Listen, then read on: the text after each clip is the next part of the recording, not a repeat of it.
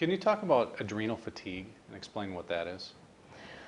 Well, the concept of adrenal fatigue basically implies that the amount of stress hormone production goes down over time, particularly cortisol, because of the adrenal's inability to keep up with the demand of chronic ongoing stress activation, stress response system activation, basically.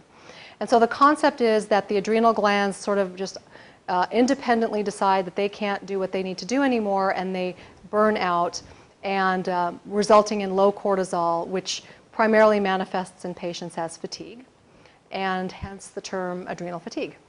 You've talked about cortisol. What is that, and why is it important, and why is it something that we need to know about? Mm-hmm. Cortisol is one of our body's main catabolic hormones, meaning wear and tear hormones. And it is responsible for really the regulation of many of the other hormones and bodily systems.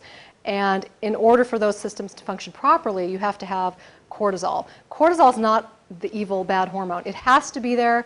It has to be produced and released in what's called a circadian pattern. And it goes up in the morning and allows us to get up. It controls blood sugar, blood pressure throughout the day, controls blood sugar control, preventing fluctuations. And then as the day goes on, cortisol levels go down, and then the cortisol is supposed to be at night while we're sleeping. So the hormones of growth and repair, like cortisol and melatonin, can go up, so we repair our tissues when we're sleeping. That's essentially normal cortisol release pattern. And what's abnormal then? What are a lot of people Anything suffering but from? that. And what does it do? Right, anything but that. Abnormal cortisol release patterns can show up in a variety of different ways. Sometimes people are making too much all the time. Sometimes they don't make enough during the day and they're making it at night, and that's why they can't sleep. Sometimes they have, in general, just low cortisol production over a 24-hour period. And there are different reasons for why that happens, the majority of which have nothing to do with the adrenal gland deciding that it's not going to make cortisol anymore. There's a very complicated system that's set up primarily with two structures in the brain. One is called the hypothalamus, and the other one is called the pituitary gland. And those two glands make hormones which in and of themselves do a lot of things independent of their relation to cortisol. But those hormones tell the adrenal glands to make cortisol.